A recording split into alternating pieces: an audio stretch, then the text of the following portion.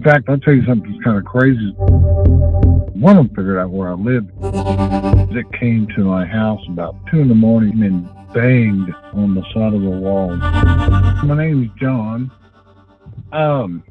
Wasn't that I was interested in the phenomenon, or it just kind of fell into my lap, actually. Just experiences over the last 20 years. And then I got to the point where I just leave them alone, if you know what I mean. They're not all nice, sugar and spice and nice. They can be rather dangerous in some situations, especially when you're out a long ways from any kind of help. Certain things can happen that it's just not safe, and you take your life in your own hands. So you get to the point where after you have some bad experiences, you just kind of like don't want to mess with them. It's one thing if they reach out to you or do something to get your attention, if it's good attention. But most of the time, it's not a good interaction, if you know what I mean. Yeah, let's go back and talk about that. Like you said, you weren't out looking for Bigfoot. It just kind of fell into your lap. What happened whenever you became aware of Bigfoot? What was the experience that you were having? Well, I've had prior to me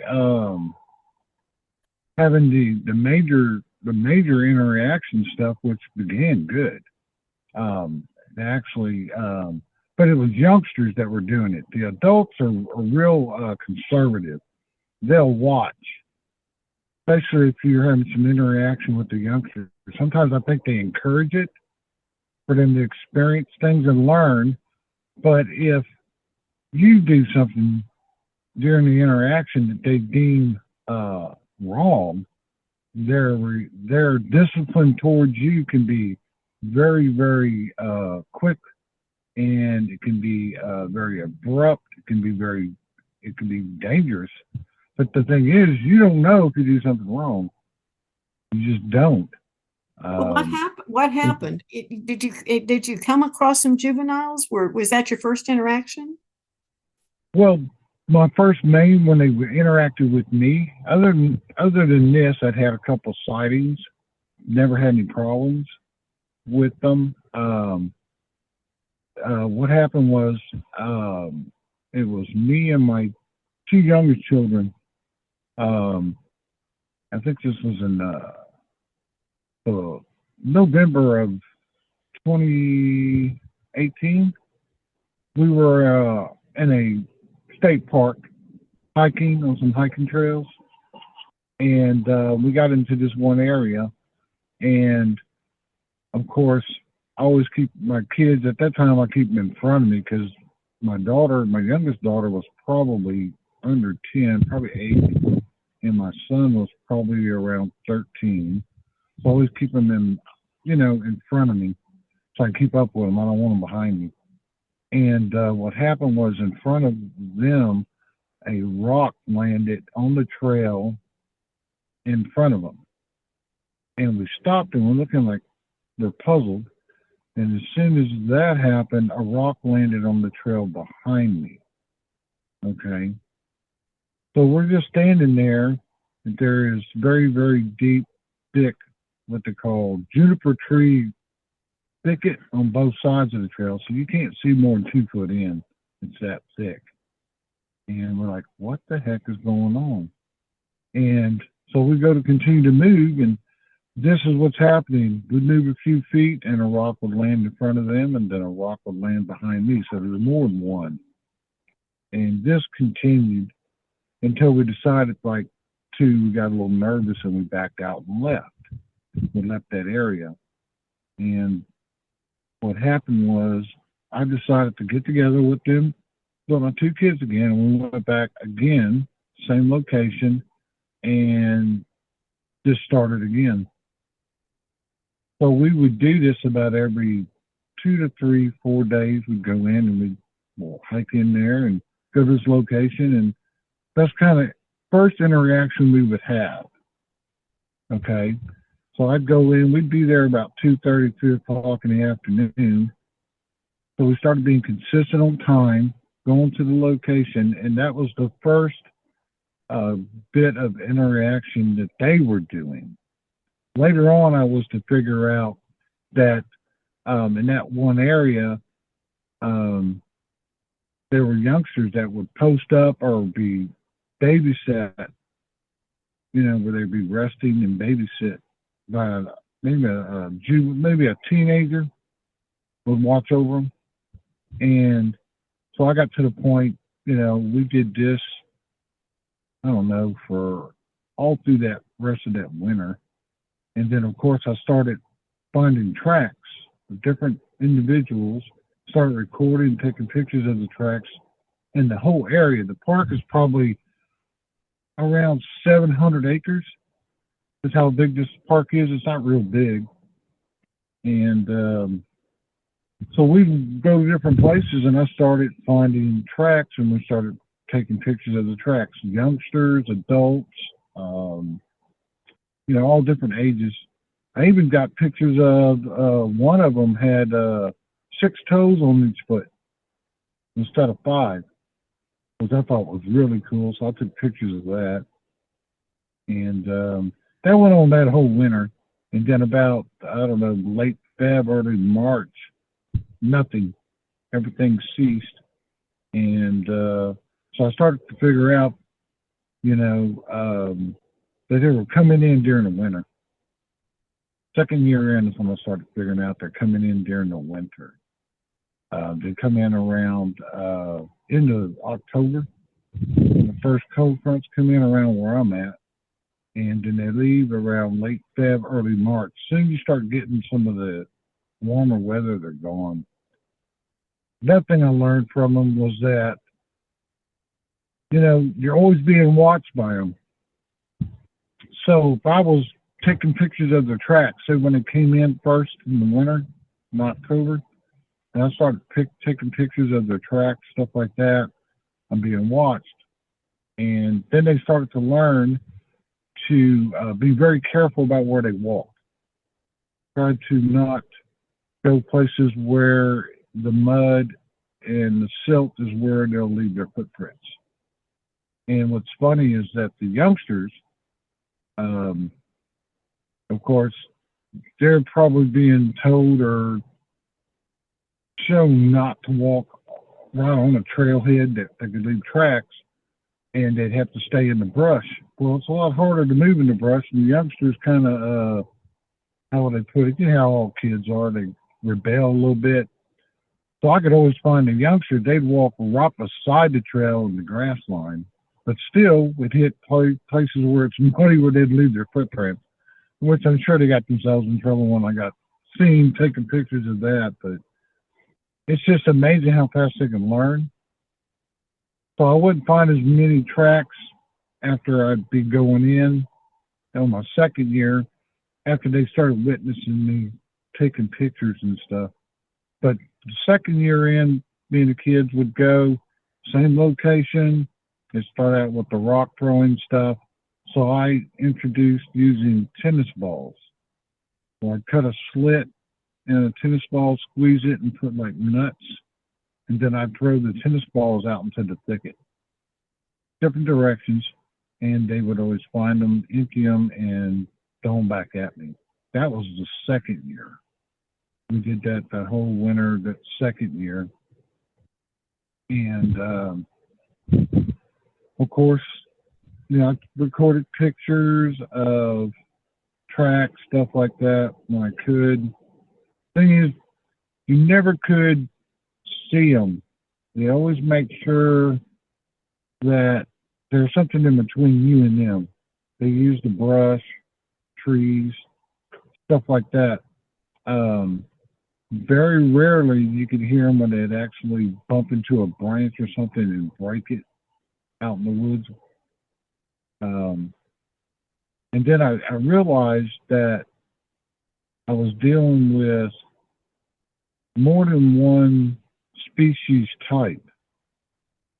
Okay, I'd go to this one location and it had like I think there were a couple males, but they were they're bigger, very large. Um, and they weren't the same species as the ones I was dealing with when I went to this other portion of the park. The ones that I was dealing with, interacting with, their average height was probably 6'5" to 7 foot. And I'd go to this other side of the park, and then I'm dealing with something totally different. I'm dealing with a species that kind of like what you see up in the Northwest, what you see up in the northwestern part of the country in Canada, the big boys, different anatomy totally. And those guys had the ability to use infrasound. In fact, I got zapped by one of them. We went into an area where they were hanging out, and all I wanted to do was get out of there because I was being zapped by one of them. And I tell you what, it'll make you sick. It'll make you seriously ill. And so what did you discover that let you know that these were like look different, had different skills, different qualities to them? What did you find? One of the first things what I'd find is, number one, the tracks are different. They're much larger. They're much heavier. I'm talking around the 800-pound range easy. I'm 6'3", and I weigh about 250. And I could stand on the ground where it's kind of, after a rain, it's kind of soft, but I could stand there and barely make an imprint. And these guys would step in that same spot, and their track would be quarter-inch deep. And I wear a size 14, and these footprints, I mean, they're my shoe print is probably 3 or 4 inches shorter than the length of their foot. So I knew I was working with something that was a lot larger, and they kept themselves separated from the two groups. They didn't mix. I would have known, because if they were running all together, I'd see their track all together. Did you ever see one of them? Did you ever see one of them physically to get an image of the difference between the two? The difference between like the larger ones is, of course, their height and their mass. The distance between their legs, or how many feet between their legs, they would have like a 3 to 4 foot space between their legs when they're standing. Of course, they don't stand like us. They're kind of bent-kneed. Their arms are longer. The bones in the middle of this portion of the hand here is longer, which brings their fingers further out, which resets their thumb. So it looks kind of funny how they can, their hands are just a lot longer. That's all I can tell you. And these two fingers here are a lot longer than these two here on there. And like I say, they kind of, their center of gravity is not like us. When they walk like one footprint in front of each other like this. Okay, humans don't walk that way. Humans walk like this. You can always tell when you're dealing with one of these guys, their feet are always in front of each other because they're kind of hunched over, bent-kneed, and they use their legs like springs. Kind of hard to explain, but their center of gravity is totally different. Another thing you'll notice is that their leg, where it connects to their feet, is more centered in the foot. Ours are set back toward the heel. Theirs aren't. Their leg kind of comes center into the top of the foot. That's why it flexes in the front. You know, when we walk, our heel comes down first, and then we push off with our toes. They don't. Their foot's almost completely sitting on when they set their foot on the ground, it's completely like flat, and they're just doing exactly. Like. So did you actually see one? Oh yeah, I've seen them. Oh yes. And like the little ones, like I'm telling you about, the 6'3" 6'5" to 7'5". Um, they look more like, how to explain, more, think about it like a Neanderthal that has de-evolved. Neanderthal looking. The crest on the head is not as large. Of course, they all have the big brows over their eyes. Very, very large lower jaw, a hooded nose, but it's spread out and flatter. And when you look at them from the front, straight on at their face, it seems like they're kind of flat-faced, but they aren't. If you see them from the side, they do have, how would I put it, an archaic look. It's just how large their jaw is. You know, when you look at their mouths, it's like a straight line.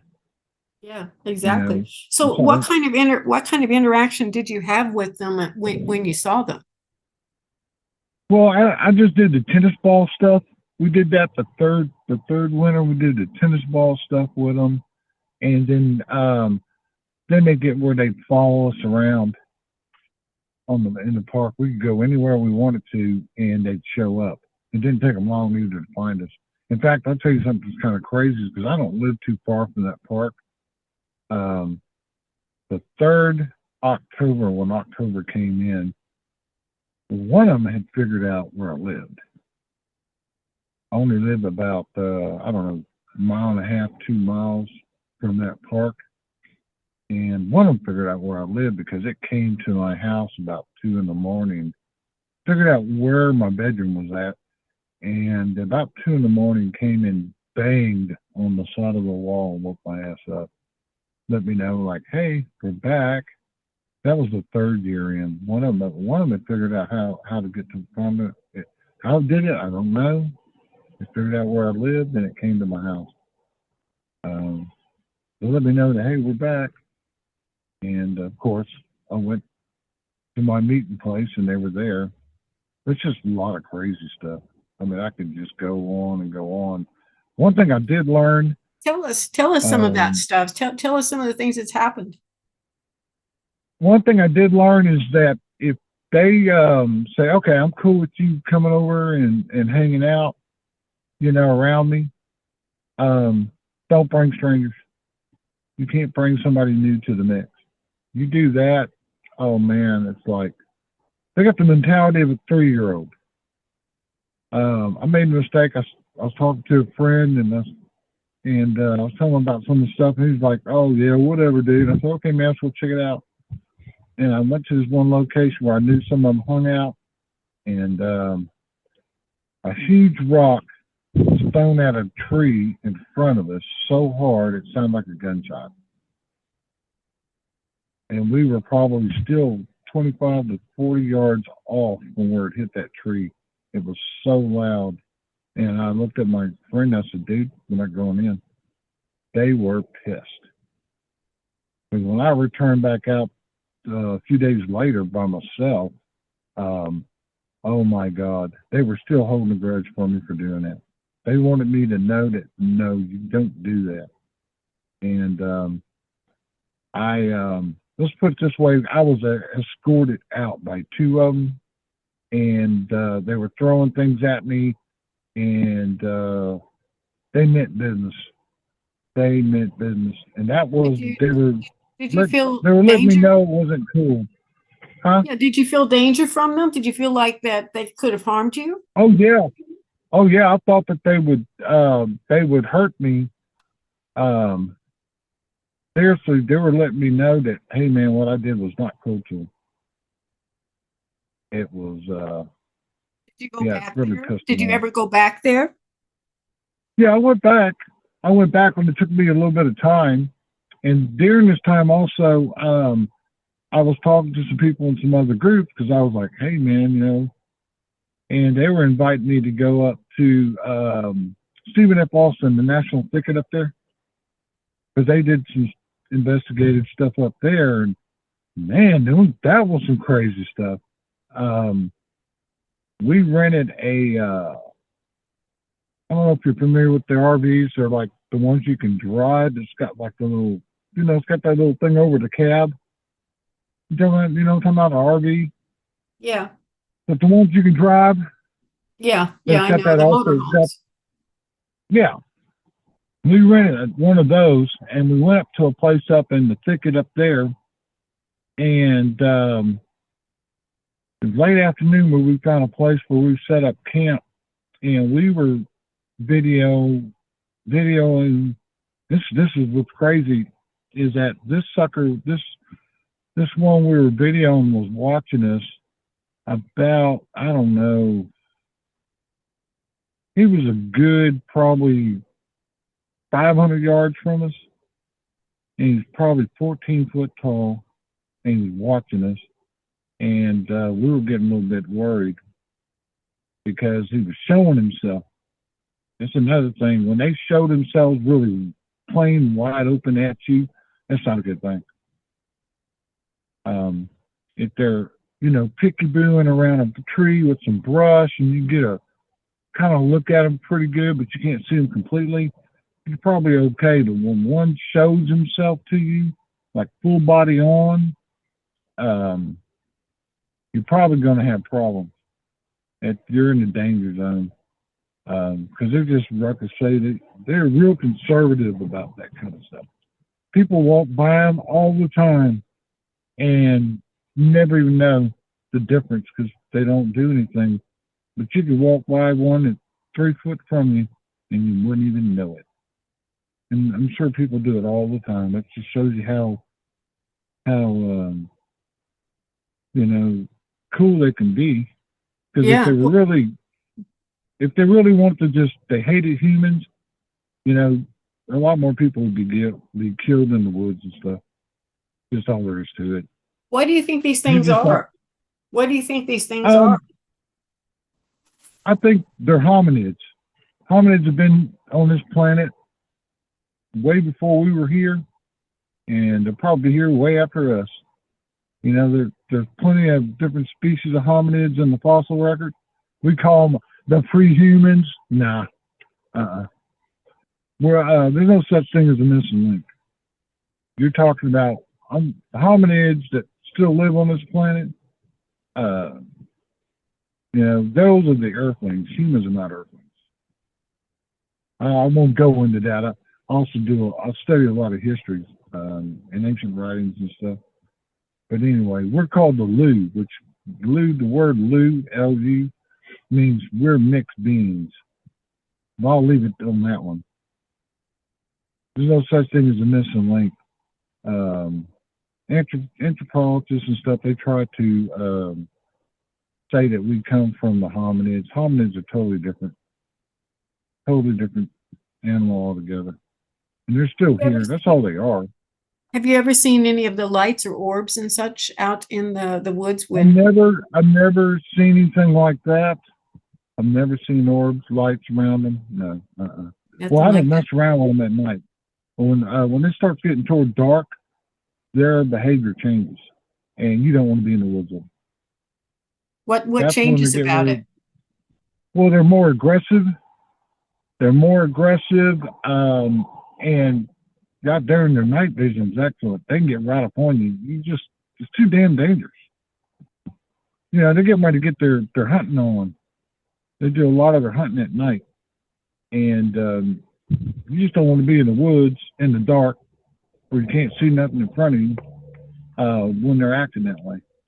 Their behavior just changes, And you can find them moving around, walking around during the morning hours, But by the time it starts to warm up, they're bedding down or laying up. They find them a spot and they'll lay up and rest. They don't sleep a lot. They catch cat naps. I think they probably sleep 2 or 3 hours at a time, and that's going to be the hottest part of the day.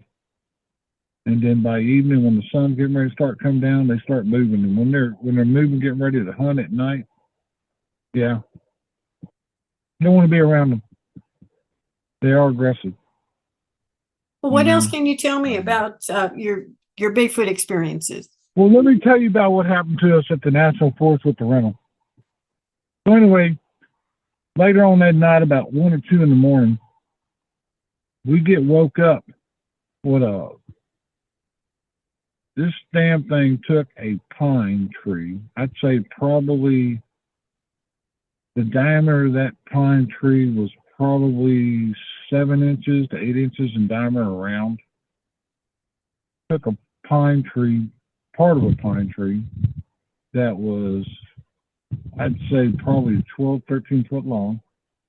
Ripped the branches off of it, broke the top off of it, broke off a section of it, and that over cab area over the driver's door of that RV, it slammed that pine tree through the wall on the driver's side, and that pine tree came through the cabinetry on that side of it and went through the cabinetry on the other side and came out the other side of the wall and slammed that thing like a missile through the RV. Needless to say, we got that thing started and got up out of there. And I got pictures of that somewhere. I got to find them. It's amazing. I like to see those. I like to add those to the show. If you can find them, send them to me. Yeah, I got to dig it out. I got pictures of all kinds of different stuff. I had 2 bad experiences there in the national forest. Enough to me where I was like, no, thank you. That was one. Can you imagine when we went back to the rental place and this log is completely sideways, horizontal through that RV, which totaled it, I'm sure. Trying to explain to him what happened. You know, pine trees just don't fly sideways like a missile. They just don't. And of course, they couldn't get it out because it's wedged in there. But in fact, we had to pull over after we got out of there. We had to pull over and cut ends off of it so we could safely drive down the road. But anyway, my second experience was with the same group. We were on ATVs on a forestry road, dirt forestry road up there in the piney woods up there, National Forest. And we spotted probably a teenager. The teenagers when they get up to a certain height, they're real tall and lanky. They're not these big, huge, muscular. They're tall and lanky. And then as they mature and get older, they start to put on the muscle. And females' anatomy they're not built like the males. A big alpha male, it puts the incredible green Hulk to shame. It's almost they get so muscular that it's almost, how would I put it? It's just doesn't look normal. It just the muscles that they have in the neck area and here, and their arms, and in here, and on their thighs.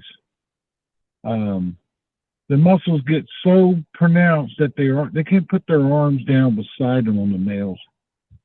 Their arms are kind of like held up by the musculars and the muscles in here, and it makes them look like they don't have a neck. They're so muscular in here. It looks like they don't have a neck. It kind of looks like their head is just stuck on top of. It's obscene, and they're so damn strong. Anyway, what happened was we were chasing this one who was a juvenile, lanky little guy. He was booking. I was doing probably about 45, chasing him on an ATV, and I was leading the other 2 guys on ATVs. Finally, this thing got tired of running down the dirt forest road, and it ducked off into the brush, ducked off into the thicket. So I pull over, I stop, I get off the ATV. 2 other guys catch up with me, and they're getting off. And my dumbass, excuse the expression, I'm looking into the thicket where he went in, trying to see if I can see where he broke through. And next thing I know, I'm getting first I got hit from behind where I face dove into the ground. I mean, it just like a shove from behind me. And face down into the dirt. And as I'm trying to roll over to get up, this thing is back slapping me, throwing me around and back slapping me about 4 or 5 times. And then if it wasn't for them 2 other guys being there, I think the thing probably would have killed me. But I got 3 broken ribs, broken nose, concussion, my eyes. I mean, my whole head was purple. My eyes was swollen shut where I couldn't even see for over a week. But that was just it, like telling me to leave it alone. If it wanted to kill me, I think it would have. But that's when I learned that, you know what, maybe it's just best to leave these guys alone. You don't want to push them and you don't want to mess with them. Well, I can appreciate that for sure. Yeah, if I'd had the experiences that you've had, for sure. It took me about 3 months, about 3.5, 4 months before I could, and they wanted to take me to the hospital then. I told them, what we're going to tell them. I got beat up by squats. Come on, man. So they just took me home. But I missed some mark from that. But it took me about 3 or 4 months to get pretty much close to being recovered from that. And I looked terrible. It was bad. Oh, God. But that's about when I started getting, that was about 2 years ago when that happened. That's when I started just leaving them alone.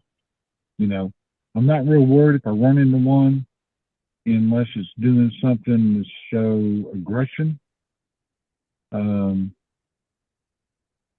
If you ever see them swinging, like if they're holding on to the side of a tree, they're always going to be behind something. But if he's kind of like swaying, doing that, he's getting his nerve up to do something. You want to back out. They do sway. They're always going to have something in between you and them, though. Whenever that one followed you or it followed you home or managed to go to your house, what was they just slammed on the side of the house and that was all they did, or did they hang around, or did they come back again? Yeah, no, that was just the one time that happened. Came in and did that to wake me up and let me know, like, I guess, I went to his house, he's coming to mine. For paying the respects. Did you find prints outside where they slammed the house and stuff? Yeah, sure did. Yep. In fact, I think it was the 6-toe one. The one had 6 toes on each foot. Yep. I call that one 6 toes. And that one would hang out in that area where I knew these youngsters were being. I think it was probably a young adult that would babysit them. Did they all have 6 toes? Did that whole clan have 6 toes, or just this one? Just one of them. One individual had. The other ones had 5. I was the only one I ever came across with 6 toes on its feet. Had to be a birth defect or something genetic. I don't know. Yep. What about structures? Did you ever find structures throughout that park? The only thing I ever really saw was tree sign that was actually done to communicate with me. In fact, I'll give you an example. They do it. Strip the branches off a tree. Say it hit wide and came up. They strip the branches off the limb of the tree, maybe like 35 foot tall, and make a huge bow. Pin that bow down with another log or something like that. And how they shape that tree limb and partial trunk into this bow, it's an art form, because I don't know how to do it. And then the other side of that wide, with the tree wide, they come up, twisting the top of it and breaking it and laying it over like that. They don't twist it so much where it comes off. They twist it and then lay the portion twisted like that, and that's facing the same direction as the bow, going like this. In the middle of that crook of that trunk of the tree is a rock, been slammed in where you can't pull it out. And what they were communicating to me is that you come to this location, we're going to play rocks. We're going to throw rocks at you. That's what the rock and the Y. That's what I took from it. The bow is telling me more about what species or who they are. They use that certain bow, because not all of them use a bow. Some of them will make an X with tree limbs. The bigger ones will, and that's like no trespassing. They take two logs and they do it across a trail like this. That means don't go, don't enter. But these littler guys, the smaller ones, they use the bows. They'll make bows. Even the little ones will mimic it. You can see where the youngsters will be, where they say they post up somewhere during the night or whatever, and the youngsters are practicing, and they'll make these small bows. They're practicing how to do these signs, these wood signs. But that portion up here where I'm talking about where they twist, depending on what direction they twist, will tell you if it's left-handed or right-handed. The height up will tell you about how tall it is, and depending on what diameter of the tree they're twisting, will teach you and show you how strong they are. It's all in sign. Of course, people will walk by stuff like that and don't even know what they're looking at. They just think it's natural. But they'll sign to you. They'll do stuff like that.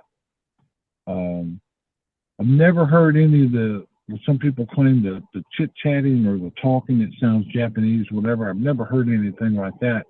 I've heard like, whoo, or wood knocks, or very, very strong vocals. The vocals are just unbelievable. There's nothing like how much the vocals are. It's just hard to explain unless you experience it. Their range of vocals is unbelievable. Yeah, sounds like it.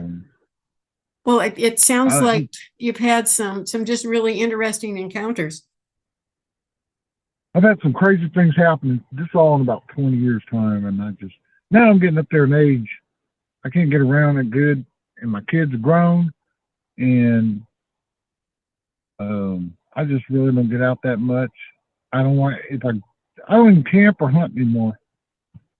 Knowing what I've found, because you know what? There's not just hominids in the woods.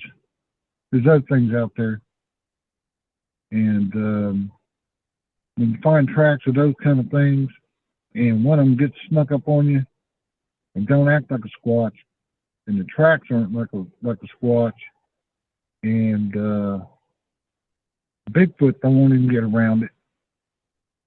I'll go to a place where I know Bigfoot are hanging out. I'll just hang out and do my thing, and if they want to come to me, they can come to me, because I don't go trying to make something happen with one, because you're asking for trouble if you do that. You have to let them come to you. But yeah, after that, seeing those kind of things in the woods, things that you'd see in a horror movie, you don't want to go in the woods.